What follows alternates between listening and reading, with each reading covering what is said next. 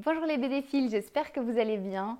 Après une année de rebondissement tant sur le plan privé que professionnel, je suis très heureuse de pouvoir reprendre YouTube et de vous partager à nouveau mes lectures. Alors aujourd'hui j'avais très envie de vous parler de mon dernier coup de cœur en date. Il s'agit de Jour de sable, un one-shot écrit et dessiné par Aimé de Jong et publié chez Dargaud.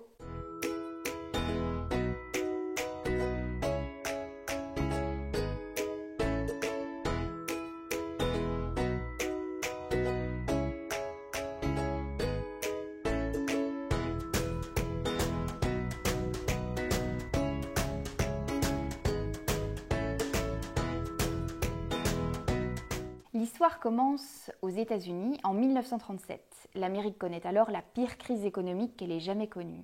John Clark, un jeune photographe reporter de 22 ans, se précipite à travers les rues de Washington.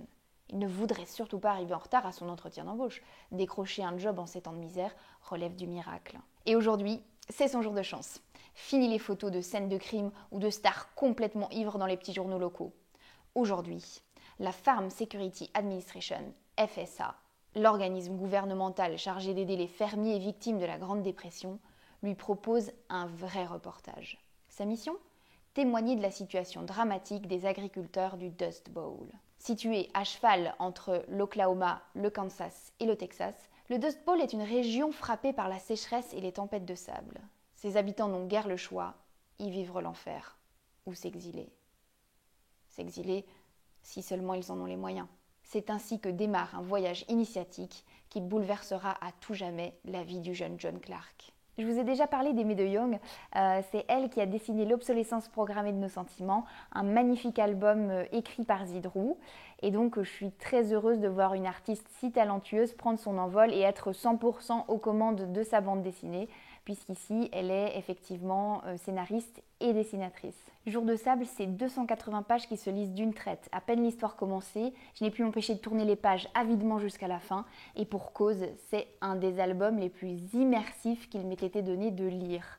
Il commence comme ça, quelques photos, un témoignage d'un habitant du Dust Bowl, et puis ses premières planches muettes. Voilà, la magie opère déjà.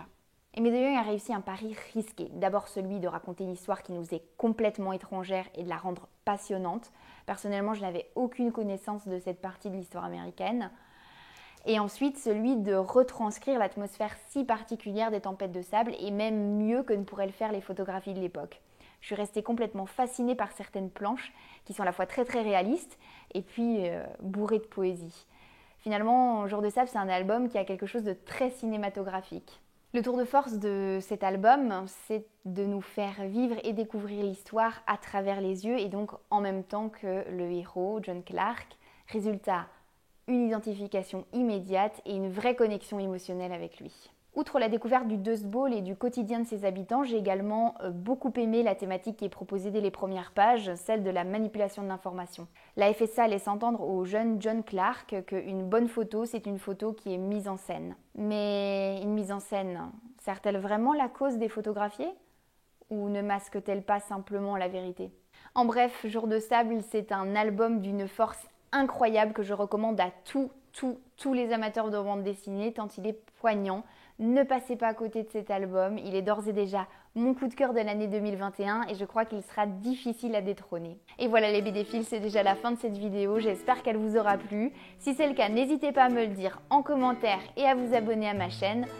Moi je vous fais de gros bisous et je vous dis à très bientôt pour la prochaine vidéo.